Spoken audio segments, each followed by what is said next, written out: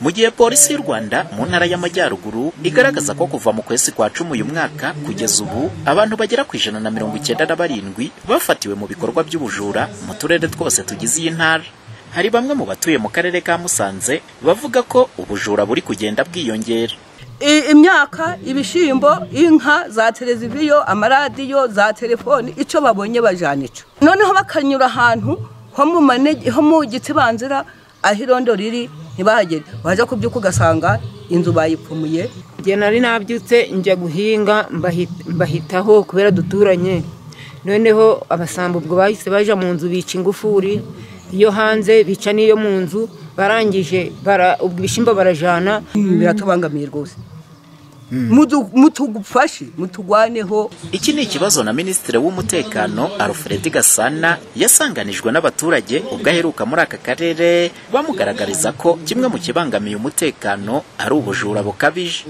Abasambo baza kunyiba ubwo bahamagara inzego z'umutekano, polisi iraza irabajana.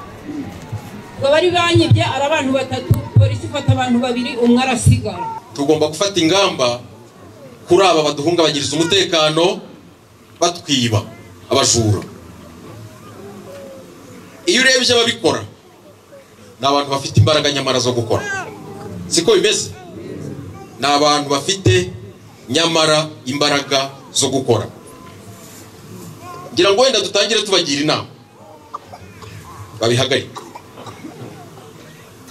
Imbaraga bakoresha mu kujya kwiba bazikoreshe mu buryo bwiza bashaka icyababeshaho nk'uko abandi babigenza. Minisitiri Alfred kandi yasabye abaturage gutanga amakuru y'abantu bakekaho ko ari abajura kugira ngo babashe kuba bafatwa. Rwose turayakeneye. Ni bande kandi murabazi? Ngira ngo hashobora kuba hari na bamwe muri bo bicanga babanguye amatwi barimo kutwumva.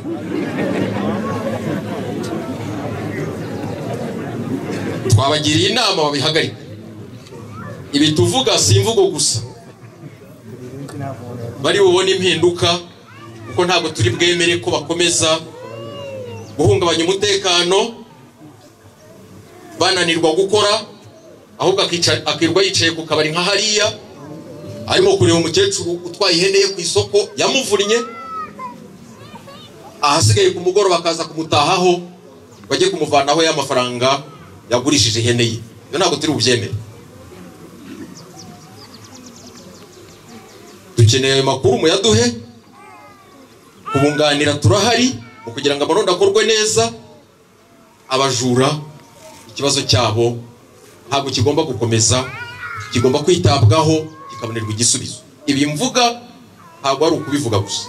Kuva mu kwezi kwa 10 uyu mwaka abantu bagera ku 197 bafatiwe mu ntara y'Amajyaruguru bari mu bikorwa by'ubujura, harimo 72 bo mu karere ka Musanze na 26 bo mu karere ka Gakenke, 22 bo mu karere ka Rulindo, hakiyongeraho na 29 bo mu karere ka Burera ndetse na 48 bo mu karere ka Gicumbi. Umuhoza Honore, Flash TV mu Majyaruguru y'u Rwanda.